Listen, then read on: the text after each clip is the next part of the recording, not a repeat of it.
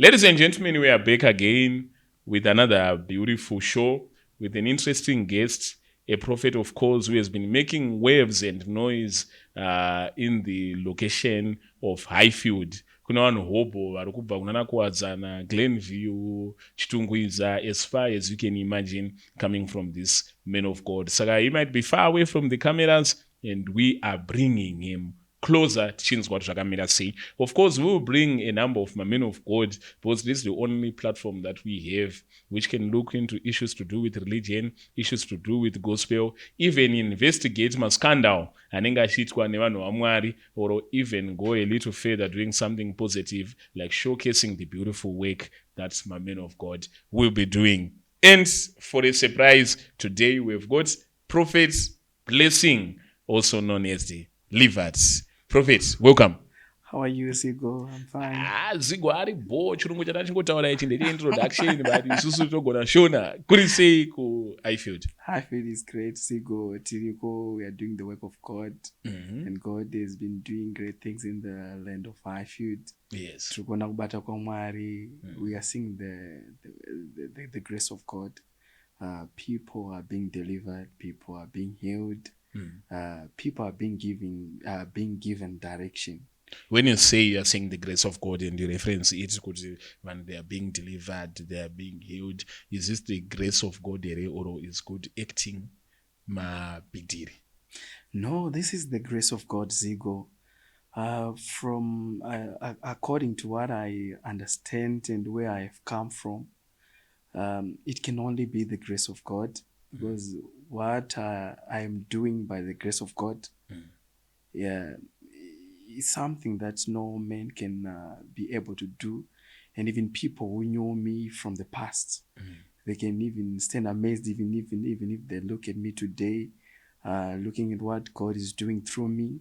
It can only be the grace of God. You know, hatina zvatinazvo zvekuti zvinoporesa, hatina majekiseni atei takabata. Izita raJesu ratei tichitaura vanhu voporeswa.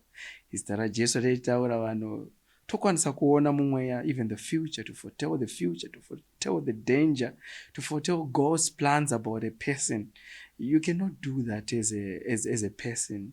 You need the divine to be with you in order to do what? To do what you are doing. Legend has it, the soft spoken, those who appear to be humble, yes, those who always attribute to the grace of God, those not but shona imbwa nyoro ndizo tsenga dzematomo zvotona kwakona muchitsenga so vanoshamisika. No, Zigo, that's true. Hamusi hypocrite. Aiwa, Zigo, zvinoitika ndezvekudai. Vhangeri rinotaura chitanzi muchavaziva nokuda kwamamani, kwamabasa avo nezvavanoprodusa, kuti mumango muzive kuti mumango chero mashizha akada kuita kunge akada kufanana nemumwe muti munozongomirira musi waunobereka. Maona kuti aya mabasa aya ndeemumango aya. Yes. Ukutapira kumumango amagwavha adai. You know them by their what? By their fruits. Okay. So unfortunately there are those also, the hypocrites that are there, and vanoapeyawo vakatamira zvavanenge vakatamira variko. That's true, and I get you on that one. But now isisu sevanhu vaMwari hatisiriwo pakufokasa pane venhema. Isi tiri vechokwadi, chatiri kungoita kungoita zvatiri. Yes. Then vakatumirwa chokwadi vanochiziva. Bhaibheri rinotaura kuti hanzi nemwoyo yedu inopupurirana nesu kuti tiri vana vaMwari. And when the word of God is being preached, Zigo, the right way, you know that this is the right word. Yes. Your heart will tell you. You don't need anyone to prophesy kuti uyu ndewechokwadi, uyu ndewe. Unorinzwa kuti rine magetsi ari maririso rekuti chero ndisina kumbonamatirwa ndakutopora. Because like we have been seeing miracles happening through just the preaching of the word. You know, people will tell after the word, I've been healed, I came, and ndauya pano ndichirwara, ndauya pano zvakadai. Like recently, this last Thursday service, the evening Thursday service that we held, with another woman that came, akauya arichadzimira ndizo kuti anga akupengeri kana kuti zvazvizvi, only to be told by the leaders of the church kuti we have a lady that is here, but ari kuti ndazongotopepuka ndapanapa. You know, that kind of a force that can draw people to the house of the Lord, it can only be God. It can only be the grace of the Lord and nothing else. Handina simba rakadaro Zigo rekuti ndingagone kuti ndingadhonze munhu kuti auye. And you know, healing was ministered, grace where, we are seeing the grace of God. It's level remamiracle enyu ilevel yaya ringori general werere kuti ndachinzwa musoro uchitema pana ndichiuya kuchechi but izvezvi handichaunzwa oro mukuporesawo like prophet passion java was challenging vachiti ndinopa munhu 50,000 anenge aporesa munhu akaita sagreat man. You know what, Zigo, when we do miracles, it's Simba racho, the Bible says all power belongs to God. And the power that we do to heal the headache still belongs to God. The power that we use to raise even the dead belongs to the same God. So it's like grace can be given to you. The Bible says we grow in grace through the knowledge of our Lord Jesus Christ. The more we get to know about you, the higher the magnitude of the miracles we perform, the higher even the power. We don't grow in anointing, but we grow in grace. You get it? So now, by that, like what you've asked me, like my miracles, I say, nguva nenguva ndikuwedzera kuziva kwatiri kuita Kristu Jesu, tiri kuona kuti tiri kukudzwa munenge mukushanda basa rake munda wake. Akaona kuti vanhu vanofanira kuporeswa headache, tinoporesa headache. Tikaona kuti vanhu vari kufanira kumutswa pamubhedha vakarara. Like recently I've been called by another before I think you saw my assistant who was with me. The call that he was receiving, I was called by another lady who was in Chitumbiza hospital there. Do you know how I met the person? I met the person through something like I was praying in the wilderness. Then a white garment leader came to me. And, we're talking, and I started to prophesy to him. He said, how come you can do all these things? I said, this is the same God, same Christ. And so he was out of town, the man. He said, okay, you can call the man of God, who happens not to be the white garment man of God, but he's anointed. Then I received a call. I ministered healing to the person who was pambeda kuchipatara kuchitumbiza. And now imagine, I work with everyone who believes in this mandate. Jesus ndiye muridzi wedhiri. Hakuna all these other things that we may do. Hazvizikanwi kunzi mapostori, methodi, hazvizikanwi izvo. You get it? Chinozikanwa ndechekuti wakabata bhana rinonzi Kristu Jesu here. Tichadzoka panhau yemapostori nekushandidzana kwatiri kuona kukuita ma-men of God nemapostori as well. Men of God, toda kutangira apa. Zita renyu ndi Prophet Blessing. Yes. Also known as the Levite. Yeah, true. Is it your real name, Ere? Because we have seen a lot of men of God, they change my name. Some for the right reasons. Wame kutedzerwa na Prophet ube the angel. Wame they just want to sound nice. Kuti Prophet anenge achinzi Prophet mbudzi yadhura. Obva kuti hariite stand that was the Prophet Blessing. Yes. Is it your real name? Blessing is my real name. Ndorere pachitupa chehurumende. So, the way I got to have this name, it was through prophecy. My mom was barren for a very long time. And now she was believing God for a child. So, Agenda would go with my father. They were praying, believing God for a child. And they met her. Surprisingly, a white garment person in the wilderness said, okay, you woman, you're looking for a child, and your child shall be called what? Blessing. And the man is going to, my complexion, my height, and everything. He prophesied about it and said that man is going to what? To serve God. So now Blessing is my name that I was given through the prophetic. So you were appointed to save God from even death. Yes, from my mother's birth, but it was not even like that. Even Jerowa was unofanira kuita mufundisi. You get it, unokura une nzira dzako dzega dzaunenge unadzo kuti inini ndinenge ndichida kunakirwa, inini ndichida kudai.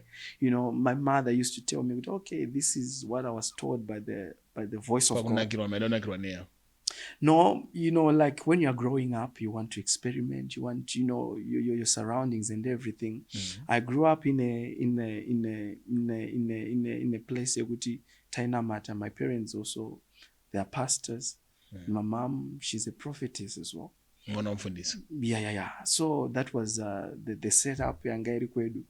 But now Zigo, une mamwe maitiro ako aunoda kuzoita kuti iwewe chero wakaunzwa kuti Samson haufana kuroora kubva kurudzuru. Une mamwe maitiro akaunoita because every man has his own will. Unongotinzwa kuti aiwa inini chero vakati left ndoda kumboona kuti kuright kwako kunotambidza kunei. But now short muri makamboenda wild. Yes, I did. Is this the case with most vana vemafundisi? True. How wild did you go? You know, like the thing that happens when you are anointed, Zigo, the Bible says the callings of the Lord, they are without repentance. Kana wakazodzwa Zigo, une mafuta pamusoro pako ukaenda kunyika, unoita zvenyika semunhu akazodzwa. You do it to the level rekuti ndoza uchizoona kuti kana mafundisi akatadza anotadza zvine quality. Because munhu ana anointi you get it to the extremities, the extreme unongori an extremist, you get it. So matadzira ndaita Zigo ndeyekuti even like I told you kuti the reason why I continue to say this can only be the grace of God. Zigo, I was wild. Ufana kubva waparidza kuti kunakirwa munyika kuti tainakirwa isu kunge uri kubva waita kunge uri kusuwa futi kunakirwa kwawaita but kana kudada nako. Exactly, but it was bad. But through the grace of my father, Prophet Jubere Angel, I remember the first day he met me, I was even drunk with wine. But surprisingly I was even drunk with wine. Maitange zviri biblical. Tena ndakadhakwa. Ndakabatwa what Zigo. You get it? Drunk with wine. Because like me, I said, okay, I'm not going to go for the vodka. I'm not going to go for all these other things because I believe I was anointed from birth. So I'll just go for wine. But, the Bible says, your wine, pezera yakubvisa kamwe kanenge kakuzvidzora. So remember, God has given us self-control as a fruit of the Spirit. Like God has not given us the spirit of fear, but of power, love, and of a sound mind. Kuzvidzora. Kako kanoita unga nosudurutswa ukaita unga warerekera kune zvimwe. So why the Bible says, do not ye be drunk with wine, but be ye drunk with the word. With the Holy Spirit. We mean the Holy Spirit can make someone drunk, right? But inini ndandane kuti inini kana uchitadza unongoda kuzijustify kuti okay, I can be able to do this, not unongochizwa kuti ndiri kuita kunge ndiri kubuda musaga. Can maybe only get drunk with the Holy Spirit nowadays, right? After what have happened in my life and zvakaitika now I realized that okay, now I have to embrace my calling. Now I have to walk in the ways of God. I have to be like an example. I have to be like a letter that is written. Kumberi nekumashure Zigo. Kuti munhu akauya nekumashure achifunga kuti handisi kumuona anongoverenga achiona kuti apana Jesu. Ladies and gentlemen, Prophet Blessing, what are my issues akawanda which we are going to look at dzinyasofamba progressively here little there little tichiona kuti zvakamira sei. So Prophet, ndoda kudzoka nemi up. I was raised in such a forward in faith. Okay. And I always reference what Baba Goti said. Especially my days are on vakura 90 and chichi. He said if you ever meet a man of God, mubvunze kuti Mwari akamuti chi. And patuti Mwari akamuti chi arisuti akaona revelation tumutaverenga Bible ngotange yangozarurirwa kana chitu kutaura kuti do you have a supernatural experience or a dream or you heard a voice or you saw a burning bush or is there any supernatural experience where God sent you to be a prophet? When Jesus Christ appears, you don't need to be told that he is the one. He has a way of introducing himself. Even the atmosphere changes. Even if it's a voice, the kind of voice that will be coming out of that experience is not a normal voice, Zigo. It's something different. You know that it's him. And surprisingly, when I met him, he told me that those are the names.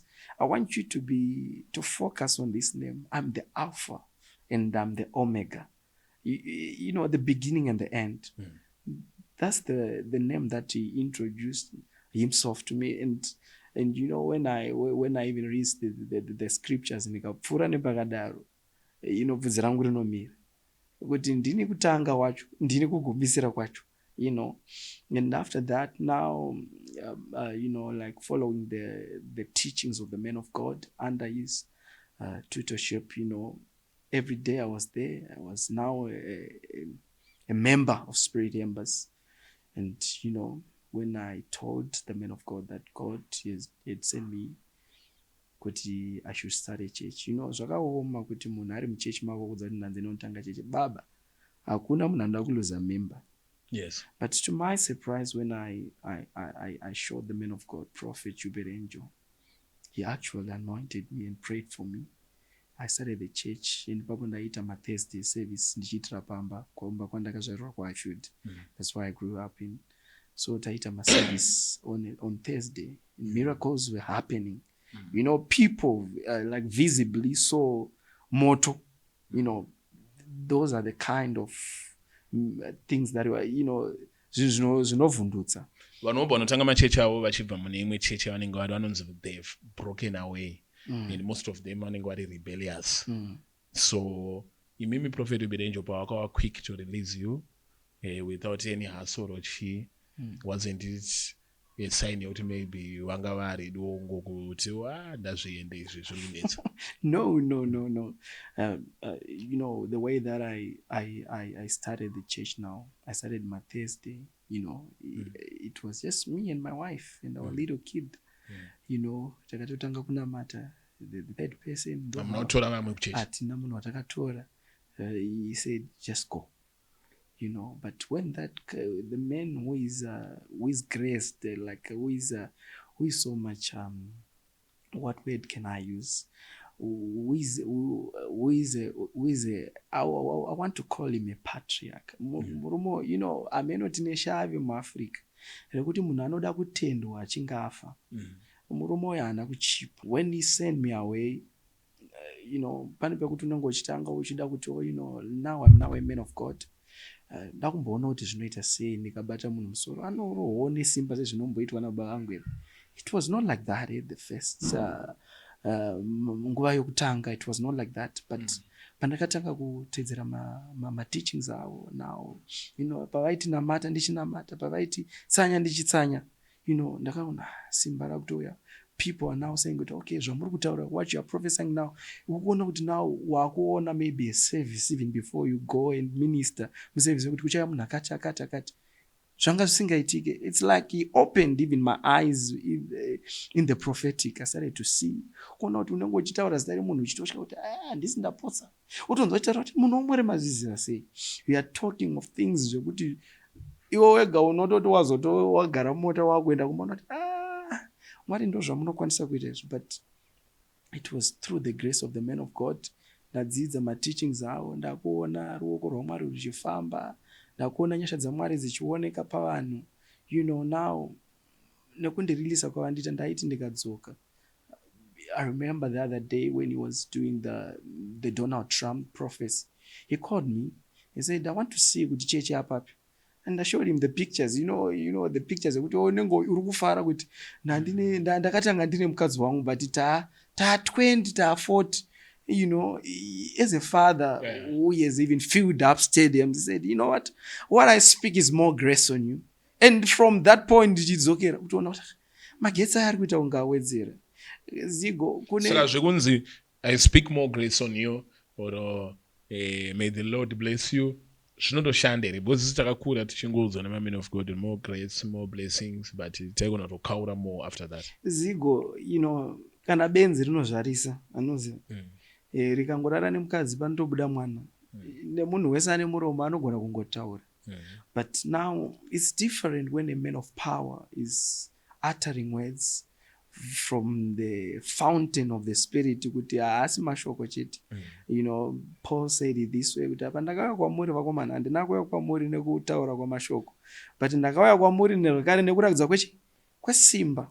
So meaning kuti shoko rikataurwa rikasateerwa nesimba, ndo pamunoona kuti iri hapana chiripo apo.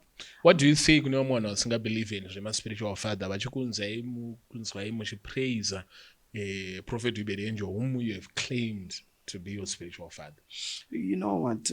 Pamwe pacho haudi kuti ude is something that I jealously guard.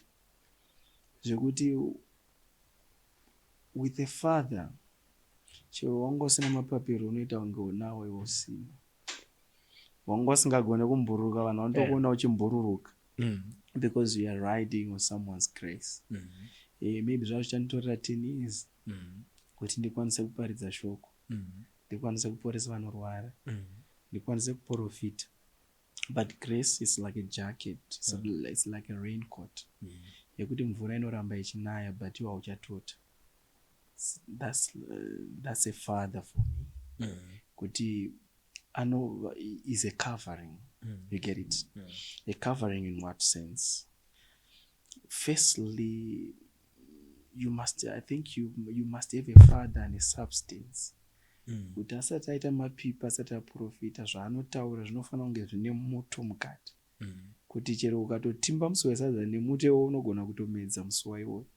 You need a father. And by the grace of God, that's my father for you. He can teach you. Like recently we were in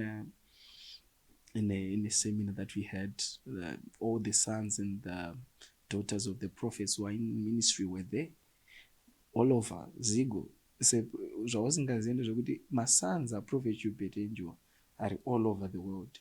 Vanozadza hippodrome. Vanoizadza. I mean masons kwete ma-congregants, not ma-members. I mean masons and ma-church out. You know, we're under that for it was like 3 days conference tichidzidziswa nemunhu waMwari. Muto waanenge achibudisa Zigo ndipo unozoona kuti ministry Zigo hakusi kungoti nini ndaroteswa hope, ndaroteswa ishwa dzakazara pandiri ototanga church. No. Vanhu vakaita sana J. Israel, they can argue otherwise. They don't have nice things to say about your father. Zigo, inini zvandinofunga nevanhu vakadaro. Usually myself semunhu asingade kucontaminatwa handina nguva nevanhu vakadaro Zigo. But when I got to know of the person that you've just asked about, ndakamuziva achita anga akuita kunge angatende ukaita kunge mwana one wababa vangu, you know. So whoever is a son to my father is a brother, right? To you. Yeah, but ukaotoona munhu akupenga Zigo, haasisiri munhu wekutedzera. Chero akakudzai kuti panze pane munhu aripo, haasisiri munhu wekuti munotedzera zvaari kutaura. Kupenga zvakunoita Zigo kune ma-dimensions. Kune munhu anopenga achigeza, achimuka akapfeka. Koita munhu anopenga zvekuti achagara pamba. You get it? Bhaibheri parinotaura kuti hanzi benzi ndorega rakati mumwoyo maro hakuna Mwari. Hazvairehwa kutaura kuti Mwari kudenga hako. The moment you start to doubt kuti Mwari anokwanisa kushandisa vanhu, which means uri kutaura kuti Mwari hako. Nokuti Mwari akazvirakidza nemabhanang'ana nechi Mwari chaakasikira munhu nemufananidzo wake ndechekuti azvirakidze through a man. And you know, like the way that the guy has been criticizing my father, unotonzwa tsitsi kuti munhu I think anoda kubatsirwa kwete pamweya, panjigere panyama chapucha panoda kuita sei kutobatsirwa wana vanhu vanomubatsira, because vanhu vanofunga kuti munhu akageza akasunga tai haasi kupenga. Unfortunately, even the other people that vari kuenda vari kufungwa kuti machechi, unenge uri ande munhu ari kutorwara hake nepfungwa, ari kuda kubatsirwa chaipo panyama tisati tambosvika pamweya.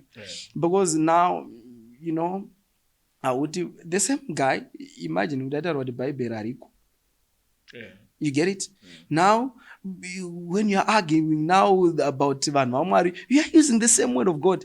How can you contradict yourself in such a manner? I think zvinorakidza kuti hauna kuronga tsoro dzako zvakanaka, because chero munhu ari kuda kurwisa. Bhaibheri rinotaura kuti hanzi kana munhu ari kuda kutapa guta, anofanira kutanga atarisa kuti ndisati ndatapa guta iri, masoja ari kusaidi kwangu akakura sei kuti ndikwanise. Imagine the Bible. Ndio ruri kudaro. Kuti usati warwiswa munhu unofanira kutanga kutarisa kuti munhu wandiri kurwisa uyu, ngatisati mboende panyama, pamweya, I mean panyama chacho munhu akaita sei, anenge ane order kundipfuura, anenge akachenjera kundipfuura, anenge akadzidza kundipfuura, anenge anoziva zvinhu zvacho zvamwari zvandiri kuda kupikisa kundipfuura. So handisiri ndinofanira kunge ndiri kudzidza here instead of kupikisa. Ndikupaona. You call yourself the Levites. Yes.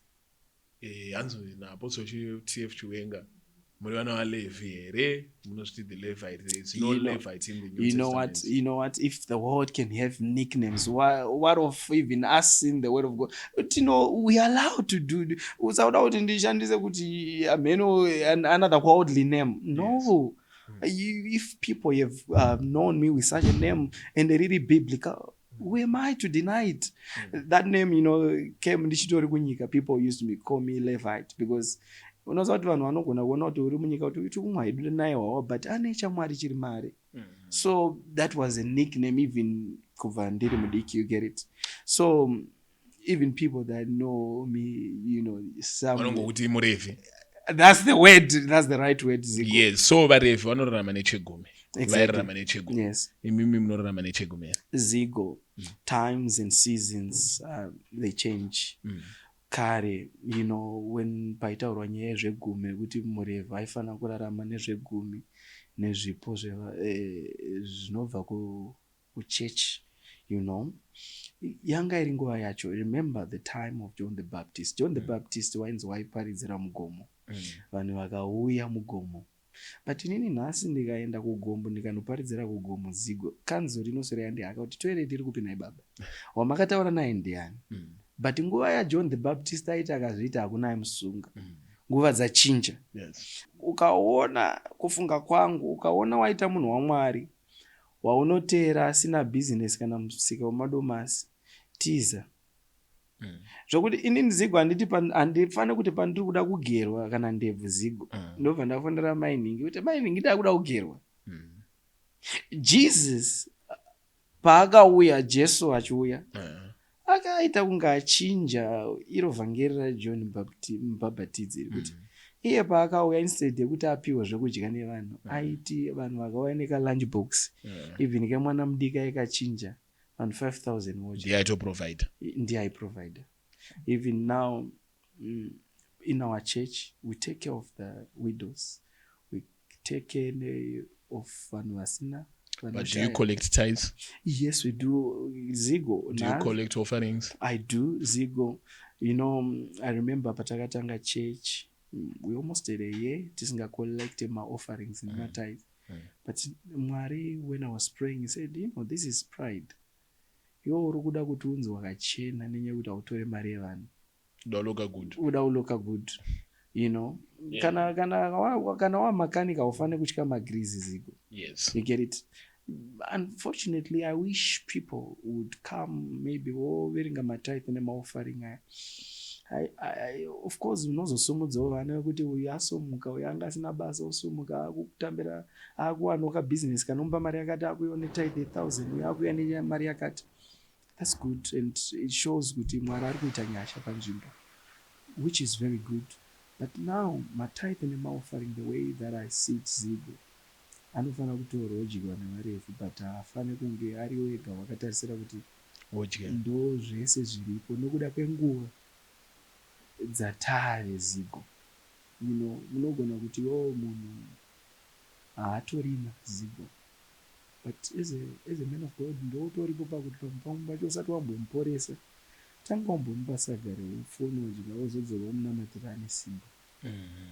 Jesus paakaporesa munhu akati vakomana munhu ndaporesa atoraitu but mupei zvokudya. Men of God mudemonstrate capacity yekukwanisa kuzvichengeta, and from the way you look, you're wearing a very nice watch, expensive of course. You look perfect, even skin nenyoradza kuti mukunyatsoitwa skin care ine musoro. Imimi mari iyi mukuiwanepi yekuita a lifestyle, a very beautiful lifestyle. So you're driving a very beautiful vehicle.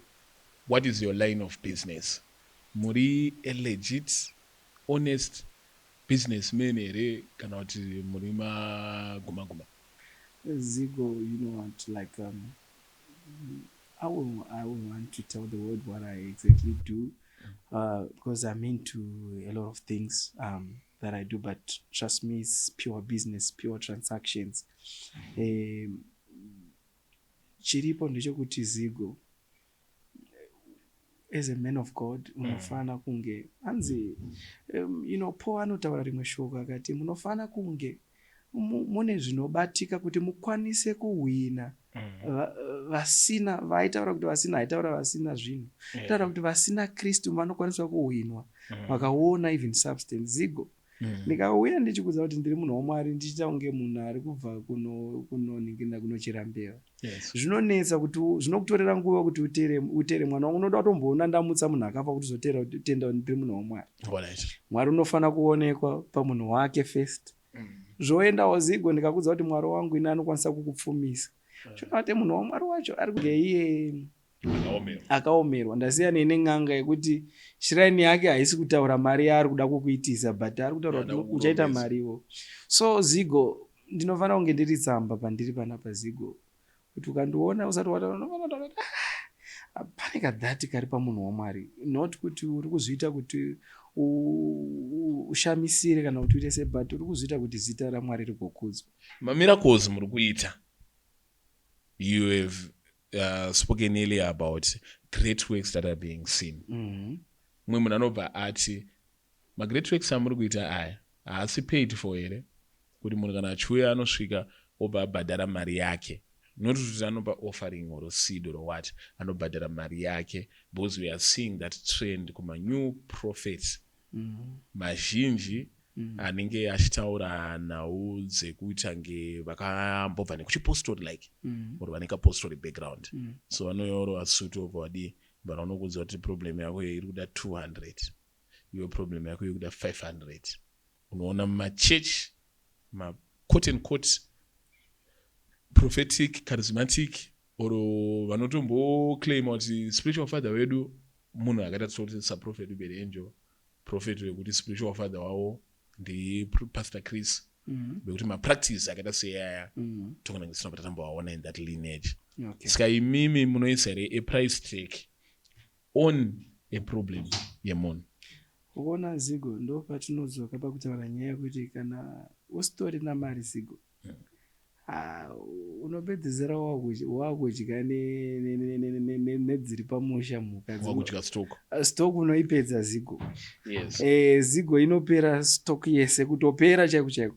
So now zvinoitika Zigo, I think if you read in the book of Timothy, Timothy achitaurirwa nababa vake Paul about the character of someone who is supposed to be a leader. Yes. Here in the house of the Lord, like an elder or an overseer.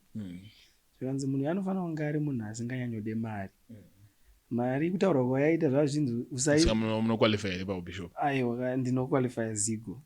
But inzonzi ngaasade mari in the sense yekuti ngaasade mari yekuti akupedzisira akuda mari kubva kuvanhu vari kutungamira. But kana ndaida mari ndinofana, the Bible says kuti isisu upfumi hwenyika hwakagadzirirwa isisu. The wealth of the wicked is for us. So ini ndinofana kunoitora kunyika uko. Ndokurakidza kuti zvandiri kukutaura kuti enda kunyika unotora mari it's practical. Zvinoitika Zigo. Handisi kutaura nyamba, handisi kutaura zvinhu zvokuti ndiri kukuudza kuti enda unoteya shumba uye nayo wakaibata, zvisingaitike Zigo. I'm telling about things that you are also seeing in my life. Kuti okay, munhu wedu waMwari, alright, tinoona kuti zvakati offering yedu $100, but ari kuita kunge akapfeka bhutsu nehembe zvakati zvinoita mari yakati, iye sazoiwana kupi. Zvinofana kuparidza kuti also munhu anofana kuva ngari munhu anoshanda namaoko ake. The Bible says Mwari unoropafadza mabasa amaoko. Saka isisu vhangeri ratinofana kuparidza kwete nemuromo, but nemararamiro edu kuratidza kuti Mwari unoropafadza mabasa amaoko. Mabasa angu emaoko manje adzoka awanda, kuti mabasa angu emaoko ichechi yacho nebusiness rangu randinoita. Saka anoti achiropafadza vanhu vari vachataidza, anoropafadzawo futi nemasimbi nezvandiri kubata nemajechi andiri kubata. He blesses those things as well. So now vanhu vaMwari vacho vauya vane umwe hunhu hwekuti hwavanawo hwekuti Zigo kana wakazodzwa hazvirevi kuti ubenzi hwako hwapera. That's why before I said okay, let me go even and lead other people. Ndakatanga ndatungamirwawo ndokubudawo ndine zvinhu zvekuti iri line haripfurwa iri line rinopfurwa iri apa ndinogona kunge ndakadai apa ndobvumirwa kumira pakati apa. You get it? But ndo patinodzoka futi panyaya yekuti kana usina baba Zigo, when you are a bastard Zigo, Zigo unoita zvese chero ukanzi watuka munhu muraini unonomangariwa kunani. Abana. Ladies and gentlemen, this prophet blessing the Levites, emphasizing the importance of a spiritual father in the life of a man of God, especially a junior man of God. And for him, he has got a father that is Prophet Angel, who also happens to have a father, Pastor Chris. I just assume, since my announcer lineage and spiritual lineage, most of the things that I believed, principles anobatwa nana Prophet Angel ndomasema ngobatwa na Pastor Chris ndomasema munobata imimi. But for avoidance of doubts, do you believe in baptism? Munhu anofanira kubhabhatidzwa Zigo. Hazvina question mark. Munhu anofanira kubhabhatidzwa, munhu anofanira kugamuchira Jesu. That's true. And the person, a new creature also, anofanira kunge achibelieve mushoko raMwari. You get it? Kuti kana iwo watenda muna Kristu Jesu. Remember, Jesus is the word. And in the beginning there was the word. The word was with God, and the word is God himself. What about speaking in tongues? There are other men of God, prophet, quote unquote prophets, who are recognized, but they don't encourage. They claim that they believe what we should speak in tongues, but we never see them speaking in tongues, or we never see them church speaking in tongues. Do you believe in speaking in tongues? I believe in speaking tongues, Ego. Like first, ndichida kureferenza nezvawataura. Inini nhasi ndikatora muIndia ndikazvara mwana, unozviona kuti mwana uyu pane asi munhu mutema nemunhu pane kauIndia karipa. Unoita kunge anobuda achiuya kuna Kristu Jesu. Anewo kwaari kubva nako kune vanhu vasingazive chokwadi. Unfortunately munozongoona kuti mbudzi inonzi inozora mwana nekazhumu, unozongoona kuti chokwadi akaaponeswa but achine tumatrace twekuya. You get it? That's why the Bible says, when a man is now in Christ, is now a new creature. Behold, all things. Zvinofana kuti problem ndekuti vanouya netunhu twavakatora uko. Woda kuramba vanato. Unofana kutongoita flash drive riri blank. Risina mavirus. Pure zvitsva. You get it? Because you cannot say kuti wazadzwa nemweya mutsvene otaura kuti handitaure nendimi. That's the sign yekuti wewe kana wazadzwa nemweya mutsvene unofanira kutaura nendimi. You get it? But ndimi on that issue Zigo, ndimi dzinosiyana. Ndimi pana anonzi the tongues of angels, the tongues of men, dzinosiyana ndimi nekukura kwenyasha Zigo. Right now, you know that we can enter into a conversation using tongues. With me? Yes, if you are gifted in that area. Kuti ndopanozotaura naPaul kunzi mumwe anenge ane chipo chendimi. As a prophet, you can grow to a level yekuti munhu achitaura ndimi unogona kumutaura kuti zvauri kutaura iwo. Ukutaura kuti nezuro wakabva kurara nanhingi. Ukutaura kuti dai Mwari mandibatsirawo ndasiya mweya uyu. Using the tongues ari kutaurwa nemunhu. You get it? Ndimi dzimwe dzenguva, people they quickly criticize mapostori. Unoona mupostori achitaura nemumwe nendimi. You get it? But now Paul, when he teaches about my tongues, antaura kuti alright, kana mapedza kutaura nendimi, handifane kutaura newe nendimi Zigo pasina interpreter kana kuti wewe usinganzwe ndimi dzacho. Ndinofana kuti ndichitaura newe Zigo nendimi unofana kunge uchidzinzwa kana kuti panofana kuva nainterpreter. Munhu waMwari zvaari kutaura kuti zvakati. So pane rimwe level rekuti ukapinda in the spiritual realms, aridi language yako iZigo. Inoda language yenyika iyoyo. Saka ukwanise kubuda nezvinhu zvenyika iyoyo usina mutauro wenyika iyoyo Zigo. You get it? There are times when you can know, which my spirit, you can tell you which you are troubled, which you can get into a place, then you burst into tongues. You are trying to rectify things in an area. But okay, imagine like the place that you are using. We are using the Zimbabwe or Jimbo yaishandiswa ana kamuzubanda. Vanga nembiri dzavanga vanadzo dzenyika. You get it? Vachita ma meetings before even independence. you get it, makapindwa nevanhu vakasiyana siyana, munopinda nevanhu, it's a community hall, right? But I, the one who has grace, akapiwa nyasha naMwari, ndikasvika imomo ndikataura ndimi 1 zigo, madhimoni anofana kupeka mabhegi avo nemasechi avo otiza oenda kwaanofana kunge achigara ari kwaari. Men of God, because of time yedu kumanya tichitaura zvakasiyana siyana panapa concerning prophet blessing the Levites and many other issues that will be related. Tichivhara panhau yema-spiritual lineage yatataura iyoyo. Commander Ibrahim, another man of God who is based in Domboshava, made a claim yekuti there is no man of God anovapo panopa nyika asingabve kumhuri atogara itori nema-men of God. Kana chiti ma-men of God anosodara kuti baba wako vanga vari elder kuchechi, totaura a man of God who is either a prophet who is known or a big apostle who is known or someone who made significant impact inotariswa pamweya. Kwete kuti baba wangu vangori hawo kamufundiso kangokula down, or you get what I mean. Zvikanzi hakuna munhu anoita munhu waMwari asiri kubva from a lineage like that, or a lineage nechekuita neun'anga, kuti kufamily kwavo kwaiona munhu aisvikirwa, kana they are a career, they've got that capacity, or munhu iye hakuna man of God anobva asino kana zveupostori kwaanobva. Imimi zvirikowo here kwenyu, kana zviriko kana zvisiko, how do you deal with nyaya yakadaro, a teaching yakada seyo? Okay, Zigo, let me answer this question. Zvakachenjera. Yes. Ukoona Zigo zvazvinoita, tarisa uone Jesu kuuya kwakaita panyika. Ukatarisa lineage yake, I think zvinoratidza kuti zvine chokwadi izvozvo. Kuti unoona kuti even anouya hauya achizviti inini ndinongonzi Jesu. Anotaura kuti I'm the son of David.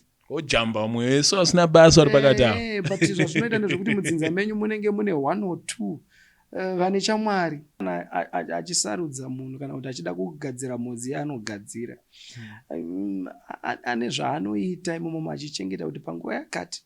You remember the Bible says Paul asvika panzvimbo vanga vakanyora kuti kuna Mwari asingazikanwe, or they were not sure about the God, the type of a God that they were worshiping. Ndobva atanga kutaura rimwe shoko rinondibata zvakanzi, vakomana, Mwari anoisa vanhu panguva, vanhu panzvimbo panguva yaanoda, panguva yaanoda yaakatara iye. You say kuti okay, for a person like me kuti ndizokwanisa kusevwa, you cause maybe my father Prophet Ubenyo to be born in such a season, because anoziva kuti pakashayikwa muranda wangu uyu akwanise kupona, you get it. Saka zvaanoita Mwari ane mhodzi yaanenge akarera munhu, achirera zvaakachiziva kuti uyu muprofita achatubuka mugore rakati kuti aponese nenhingi. So now zvazvinoita ndezvekuti munhu, inini ndinotenda kuti munhu anoita, it's easy Zigo. I'm telling you, I want to be practical. It's easy kuti tingatora nhasi munhu ari in the occult, ari musatanism. You get it. Zvazvinoreva ndezvekuti simba rakafanana nelight. Andokamboenda pafoni pako, rinogona kuramba richiti light but richitaura kuti minus. But riri light iroro. Zvakafanana nesimba rawakaipa. All power belongs to God, but the power of the devil is the power in the what? In the negative. All right. You get it, Zigo. So now vanenge vari ng'anga vanenge vachiti ndinosvikirwa, vanhu vari kungoabhusa simba raMwari. You get it, Zigo. Akatouya tikatomutaura kuti baba, siyanai nezvamuri kuda kuedza zvekuramba musingageze, muchida kupfeka mabhengo mamwe asinganzwisisike. Edu aya at least anenge akanyorwa kunzi strange, oyo achitaura a message, you get it. But unenge wakapfeka mabhengo kubva kuno kusvika hauna kugeza, hauna kuita sei, tokubvisa munyika imo, totanga kukupa the word of God.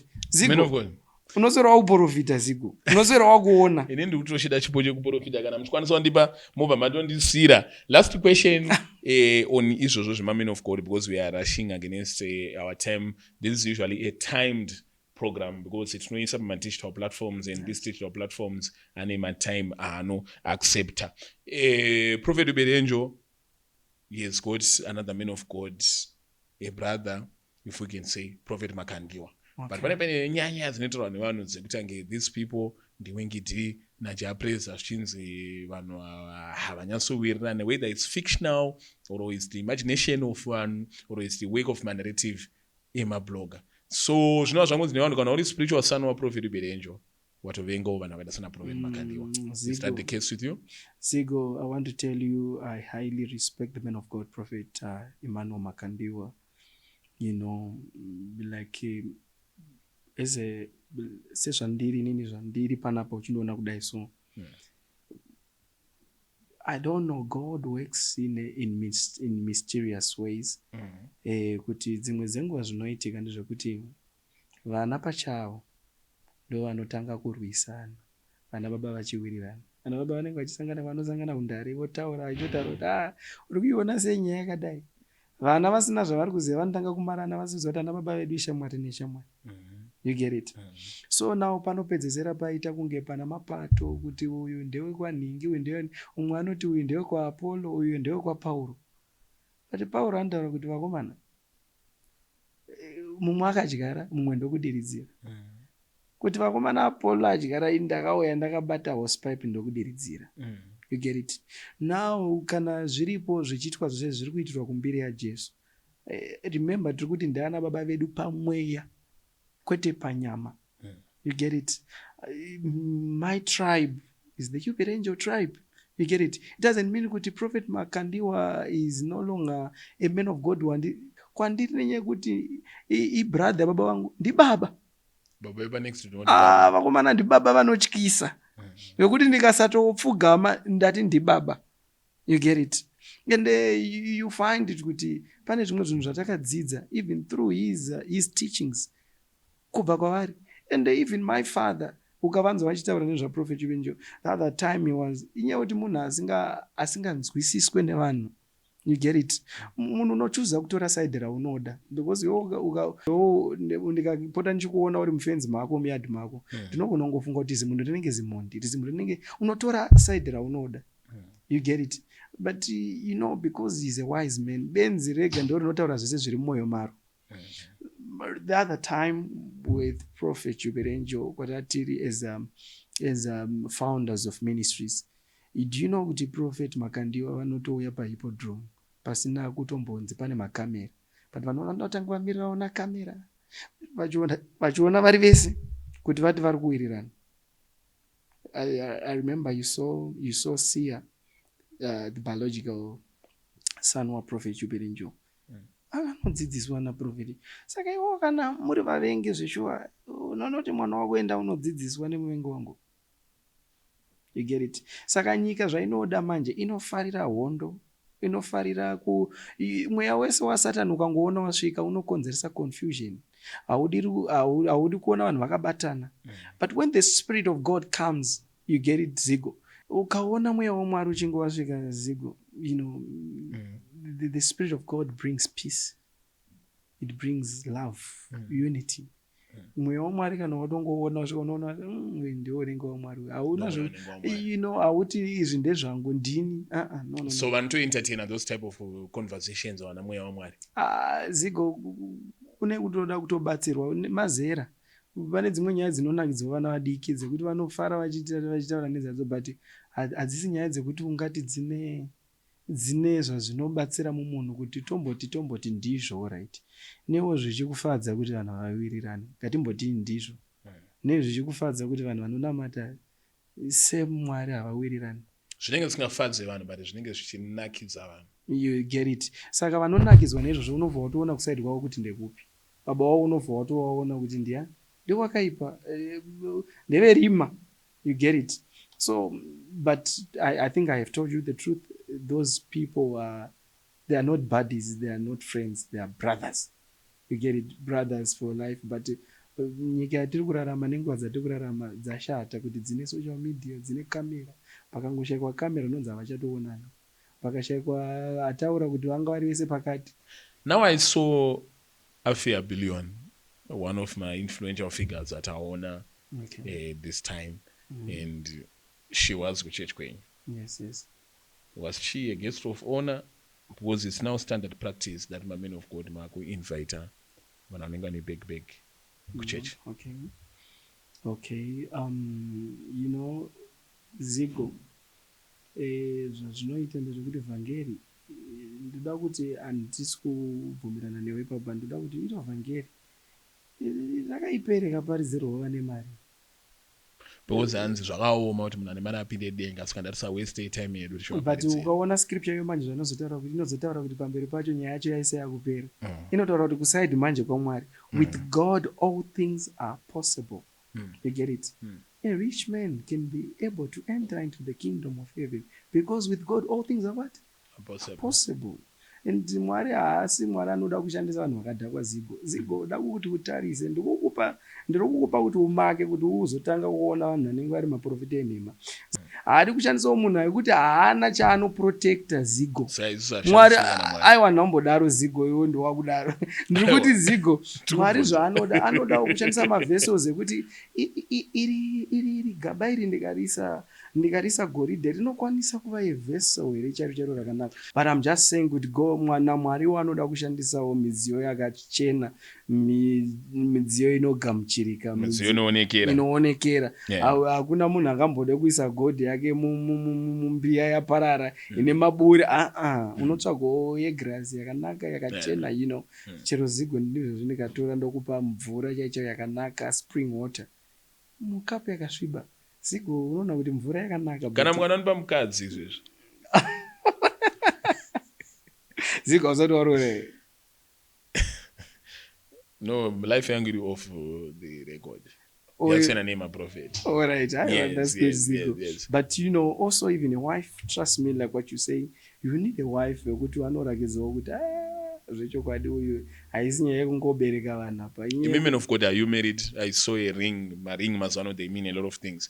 Are you married? Yes, I am. I'm happily married, Zigo. I'm happily married to my beautiful wife. Yeah. Is your beautiful wife now a prophetess? No, Zigo, but ndoda kukudza Zigo pamwe pacho unongo uchitovhundukirawo kuti when you marry sometimes kana pane upenyu Zigo wekuti unogona kuronga wega kuti right inini ndichatsvaga musikana wepasenderaini apa ndiyakaita mukadzi wangu nekuti akanaka. But with my life the reason why ndichiramba ndichidzokera kunyasha dzaMwari Zigo, there are times yekuti Mwari anokusarudzira mukadzi, and to my surprise my wife is gifted in the prophetic, but we don't call a prophetess at our church until nguva yakafanira kana yazosvika Mwari anouza kuti okay, now present as a prophetess, ordained to be what? A prophetess. Mukadzi makasarudzirwa naMwari. Ndakasarudzirwa naMwari Zigo because nekudhakwa kwandakakaita Zigo zvaita kuti number 1 ndiwane mhandara yakadaro. Ukamuona chero zvaari Zigo unoti makamunhonga kupi munhu pakuti mhandara imini makaona mhandara yakakwana Zigo. You get it? And uona futi kuti this necharacter inenge nemunhu unoti but usually Mwari handisiri napa. Hanzi Mwari zvatoda kazhinji kacho asiso zvaanoda. Yes. And history yeBhayibheri yemunhu akasarudzirwa mukadzi naMwari akafanana nemuprofita like you was prophet Hosea akasarudzirwa pambi chaiyo. Mukadzi wamakasarudzirwa ndowamaida. Ona Zigo Mwari zvaanoita manje kana achiita kusarudzira mukadzi manje haazokusarudzire mutema uchida mutsvuku kana kuti yakareba uchida mupfupi. Anodhila nezvaunoita sei zvaunoda Zigo. Because remember my wife is there to ukangoona munhu wese achingonzi man of God ari mukadzi sai nekuti akatadza kugara ari ega, ane mamwe manidzi asingasatisfyiwe nemacongregants kana nehama dzake kana nevabereki vake, sexual needs, and what. It's a sign of weakness kuti iye munhu ende anonicomplimenta. He's a helper, a perfect helper, right? So Mwari, with the case of Hosea, Mwari ane mharidzo yaida kuparidza panguva iyoyo. But with nezvaandipa nezvandiri kufanira kuendesa kunyika, anondipawo futi mukadzi anokwanisa kundibatsira kuti shoko rero rigosvika rakaita sei rakanaka. Ari mukadzi anoteerera, mukadzi asiri nhubu. Kune vakadzi vemazuva ano vari kuzviti maprophetess but zvimwe zvacho zviri demonic Zigo, kuti ukangoona munhu vamwe vacho vakawanda vanenge vakuzviti maprophetess vachizita vanoshandiswa naMwari, ukangozvitarisa kakawanda kacho akatadza kuenda pasi pemurume, akuda kuzviti ndakuda kutungamira kerekeze. Mweya waJezebel unenge wamuka wakaita sei wakawanda zvawo. You get it? No maitira zvinoita. Because of our time, quickly muchivhara hatichatokupai munguva yekuti mupe vote of thanks. Yes. We'll put your number as well your helpline number yekuchurch if you think there would be need. Munotawo ma-political allegiance here, because that is a question yakusakwanisa kuskipwa mazuva ano. Munosapotawo here ana president Mnangagwa, or munosapotawo the opposite, ndizvo zvikunena extension. Do you also support the CA3? Okay, Zigo, I think that's a very good question. The way that I see it, kana uri munhu waMwari unotungamirwa neshoko raMwari.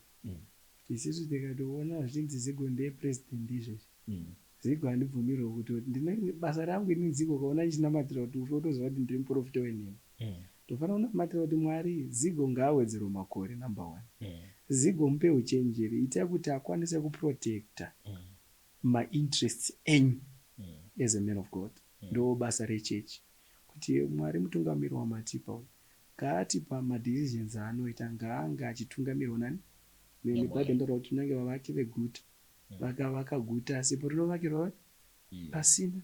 Navachengeti varo vakarichengetai asipo panozora pakapazwa. You get it?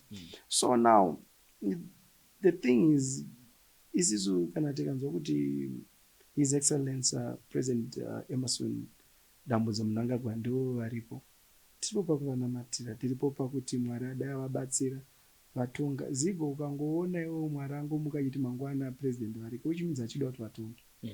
Mwari kana atofinwa navo anotongomuka zvazvimwe zvinhu dzadzimwe nyaya. But ukangoona vachimuka vachifema Mwari asina zvimwe zvaataura, tinotoziva kuti Mwari achiri kuita sei? Achiripo. Handikukunyebera. John the Baptist, it's just an advice to the prophets and other men of God. John the Baptist chinhu chacho chaakatourayirwa zvazina nebasa. Handifunga kuti kwakutombori kuda kwaMwari. Anouya achida kutotsura Herod kuti unoda kuita sei, akuda kuita marriage office, akutonga tonga. Vanzi vakomana toita sei, zvikanzi musikana bva zvikanzi ndikuda musoro wemukomana. Saka zvimwe zvacho zvazvinoita manje aurwisane nevanotonga Zigo. Isi tinotonga munyika imwe, vanotonga panyama chaipo chaipo. I get it? So tinofana kunge tichiobatirana navo kuti isi vekumweya naivo vari kutonga paground patiri kuona, tobatirana navo kwete kuti tivarwise. Mwari acho ndiye anofana kuvaita sei, kuvatonga. I'm not the judge. God should what? Judge them. Men of God, thank you so much. Zigo, thank you so much. Thank you so much for inviting me to your wonderful show. We're really blessed. Thank you so much.